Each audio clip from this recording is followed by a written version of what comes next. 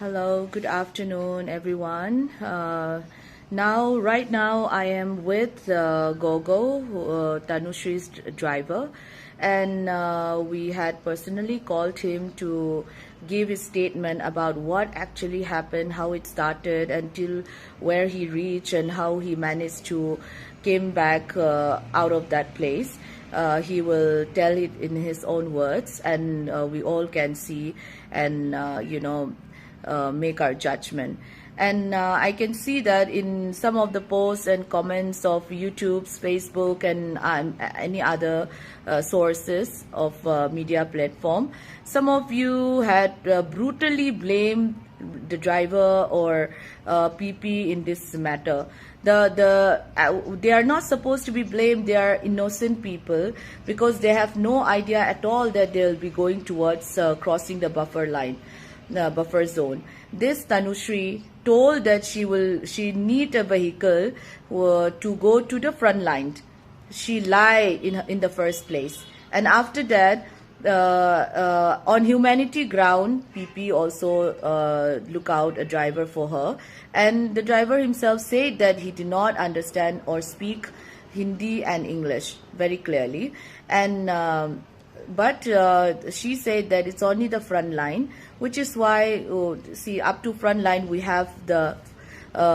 we can pass up and down, we can go easily to the front line, which is safe for us to go there. So we thought like it is not that dangerous. That is why he went and left with her. So in the meantime, whatever I had already explained in my previous video, and now we will hear from the driver himself of how it started and how he managed to escape from there, and you all can make your judgment. Soon pa mi pite ho tuahi gogo to kataw kom han pat ahi in Tanushri gari tol pa ama hi gogo ahi in amahin I experience hichi atu umdan ho chu amata in ahin explain ding ahi e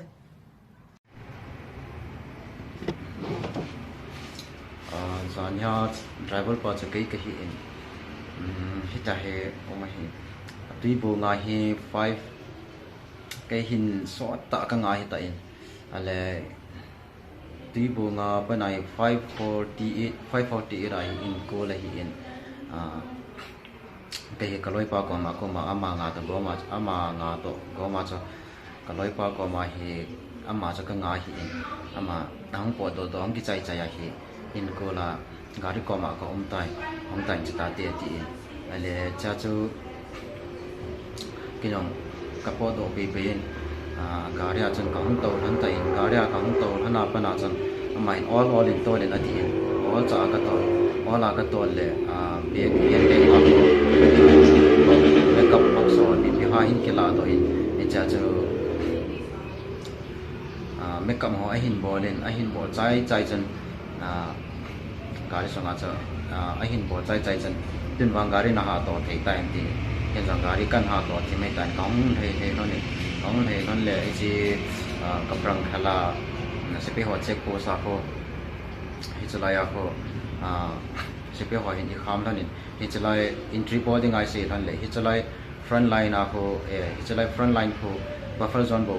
zone cô cái gì hành đi bảo vệ thì lệ sẽ bị họ chân hiện giờ lại định chú ý sai cho chân entry board sa thì hiểu bên lệ cái gì bây giờ thôi lệ ta tool bunga sẽ bị họ check cô sa cô hay cho lại ako entry boarding in say thanin atwa ama nu chen CO ho to ka ke ho ve koi to ka ke ho ve ti hap se pe ho ko ma ja sei le entry gira ding ho chen CO pa to ke ho na koi to ke ho song le chen entry line na din entry na ki bol ngai ve den ale cha cha ke hi entry boarding in hin so le se pe ho hin cha chen mi police ho jang ho min se pe ho hin kadar ka hi Allah ben kukini ya mati ben hinge ka tile chapa da chan na nang chalang na khel the lo di tai na chi the lo di tai an ti ben cha cho se pe ho to chan ke ho le abana no mai nu chong po do kinin no mai nu chan se pe ho cho hung ke ho pi ki de na hi le se pe ho anom ta poin CO ho to ka ke ho ve koi to ke ho ve ka ke line ka la sai tai ati zo chun Amy police pa cho gari lang ka le zo han le Amy police pa cho hongin amanu hi gari songa ta hi tai Amy police pa chun chilai na khel thi han lo nangin chilai na khel thi lo di ta ati en cho vin no mai no ko ma chan aman chalang hi ong khel thi lo di ta e hi thei lo di ta e ti le no mai no chun chi journalist no chun hi chilai chan bo mes atiti jing in hi chilai chan bo chu ka pha handing a hi in chilai chakhat kho he ti in to turbunga para kho event jong le akikal mu in turbung ge ra para kho event jong le hi chilai sipe ho entry gate khat ki le in chalanga ho hi chilai chan bo kho i di he ti in mele police pa chan ke ko ma chan hi chilai chan kho hi dinga le chan kho khoi chi in panante imati point te atin ale kachi ke lon ta na he le chalai mun ka pha lan chan mem chilai ta lo ham ka ti le a hi nai poi chi in ti in no jing kin in ale kin jong ka sai in mem kin chilai kong khel te lo di ta e ka ti le amma cha lo hangin pi ha min ni ho kin in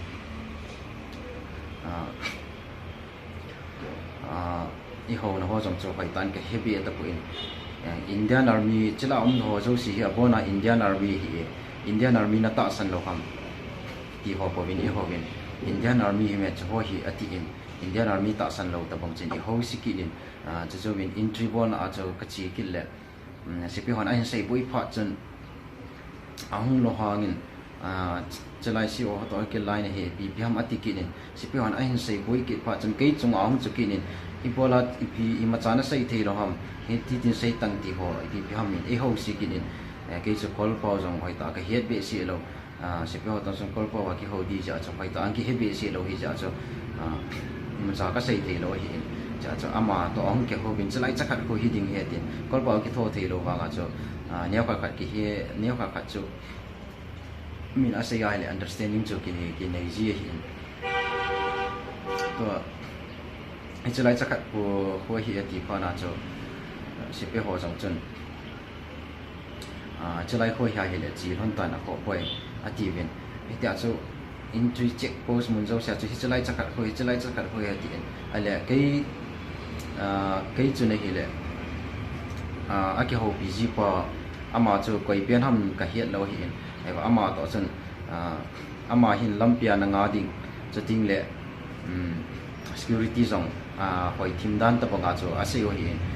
security jong hoi sel ta banga so se wa katha ke chun ka chi thona hele kan tha ding ka tha chai le kam ki le be ding nga so ka ki ala hi chu hi ta lo ben security ma cha su sa jong kit ta lo chu ting le anga di ho jong nga kit lo itia chu kaung le han le ni chi truck ko ma hon truck ko ma hon ni thai na ti en ale truck mun chu ka pha han le HGA kit poi abana kon ati kidin able abana ka chi kil han le a hi kit poi ati kinin ta so drive fast ti hop min I ho win I PPT sei ham da so kin jong to sei so call pau to English mix je asian pai tan asum san ke hezi ta poi bang le ben chu ti ho po win ti ho po ong zo jong ke hezi in kal thei ka chi han le mun khana he ka ki kham mun khana hin khami ne tin lampa ma ka kham le ichalai ka ki kham nan muna so police ho commando ho jong min pangal ho jong chu pangal police ho jong min mai le police ho commando ho jong ma hi se pe ho tham khat to om kho ma hi ichalai mun cha chu aki ho busy pa chu apol le aki ho busy pa chu na khel han tai a hi ta poi ati in chapa na chu ke jong chun lam ka chi na mun handing chu ke chun amun a he na chating le security ang ta iding chating le anga ding ho na chu sipe a hi a hele sipe dinga chu sipe ho a hi le ananga wa hi le ke chu kong ki le pe dinga cha ka ki ala hi in chu hi ta lo wa aman jong amun a he da na sei chu amun lo chu a hi kit lo amun chu ka hol mo kit hana hi ta ale kong ki le ke cha pa na chu ka hong ki cha pa na hi ta ka hung ki chai kang chala gari kan le he thonin abana kong thai ke lana sipe ho na cha ka hin phalalin sipe ho ko ma cha mes ati in mes chu hoi lai ham ati le apa na lai chi na lai ne na ti kong ki le na thane ale kong ki kong lai thai ke lan le sipe ไปขันอันดิ้งกินแม่สู้ให้ลายทำตีเลยบานโคหิตายเตียนไอ้แหละจะกัจจีไปรันเลยกัจจีรันเลยจะสิไปหัวตั้มตาโน้มเลย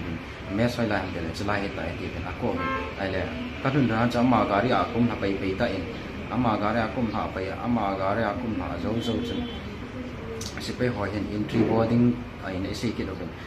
จะว่าการีอาปราของกุมหาเลยสิไปหัวให้ลายปราน้องทำตีล้ำกาปราจุดสัมปราของเฮียกันตีเลยitu cucam pura lam ka pana hunga chelenga pana kon hong ham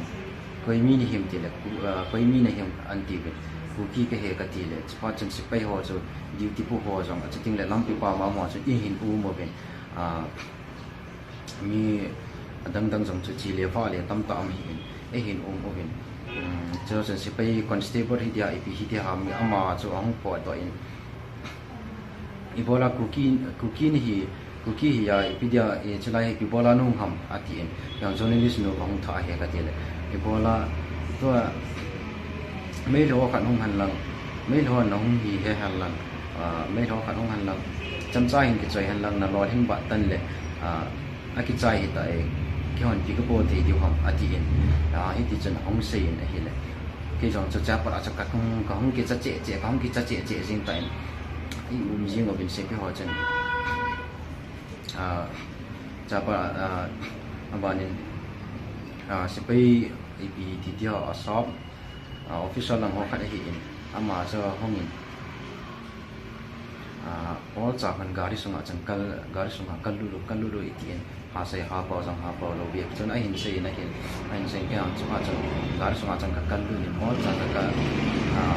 ama cha all tai kanunga cha na hongin chin lang gari sunga chona kham di he tien ai la gari ka khamin gari jo ka tor pe kham ne tina wa chang ka khamin pasal khat chong thai pe ki ne se pe khat cho thai loi chi loi tin in no ki ne ken jong mem no chon athela ke la do nai poi ka tin ka tia hele ama jong medam an mai no cho ko medam na thilong ke la do loi na tin an wa kin chali na hele khat no jong ke la do in chi jo chen affair hoi ma ho kan gpd ta ti acha kyang kang chala kang kyang cha kang ke pat to kon cha chen se pai khat ong kin chalai ho police na nga e cha man am ho nu nga na hai di he ti kyang ka hai pai kyang kang chala ka hai pai le chi center force of gari ali na lin ho ko hin anu nga yang so police ke ji he police ke ji na so nga se pai ho center force mo to wa e cha cho amon chu ka zui le ka kino wal pa chon ki cha to hi le ka kino wal pa ra cho pa fa son pa ti kun chon ke song gari so overtake ka bolen ka ki thai pe ja le hi tai amon nung chu zui ta lo ma gari so overtake kan bo ra kang ki thai pe ja la hi ta cho ka hung do hi e chi chen chu hi in ke chun ta so ka chi hi in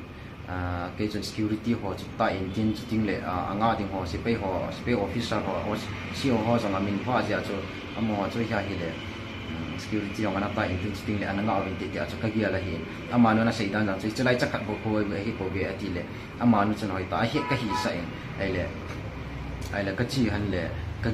kia bằng chỉ từ là security họ sum sa lâu cho tin lệ anga tiếng họ rằng là sum sa lâu cho tin lệ thì cho cái chi bay khá hắn kia là hiện chỉ có cho hi giờ nhớ cái incident thôi rồi chỉ chú là hi chỉ có cho hi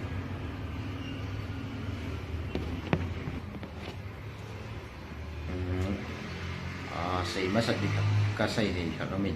hiện tại say cái lệnh cái chi nó là chỉ tôi bung cái part là bạn cái nó thì thu riêng mình này chỉ cái mù bị đi bao tổ chân cái hậu là cái nó thì thu riêng mình cái nó thì thu riêng cái nó tin nó thì thu riêng mình lo hang riêng mình EPI hậu tam là cái sum sa là cái loại bằng cho lo hang tại thu say cái hậu gì thì ta cho khát qua phần ăn ngà là cái đan tập bằng chân in nó thì thu riêng mình ta cho entry point là số xả chân in nó gì mình khát lại là tụi bung lại là gari cái khám này thì ngang cho cái khám cái ông gari cái bag sẽ phải hành gari bag in entry point này tiệt lại là thì ngang cho gari cái bag ai hele cái bag le ebola ai hòn lu hang ta thu cái say tập bằng nào cái pdia gari na bag kin ham จะไอ้คนขามตั้งที่ห้ามนั่นลูกจิมโลห้ามที่ตะปงหอคนอีหอวินที่จนจะลังใส่หลังใส่โลหลังเบียขนาดจนการีขามใส่จ้าจะอินทรีบัวใส่จ้าจะอินทรีบัวน่าจะไล่จะไอ้โลเบียขนาดจะการีขามใส่กันน่ะไอ้ดินใส่กันเนี่ยจะไล่จะ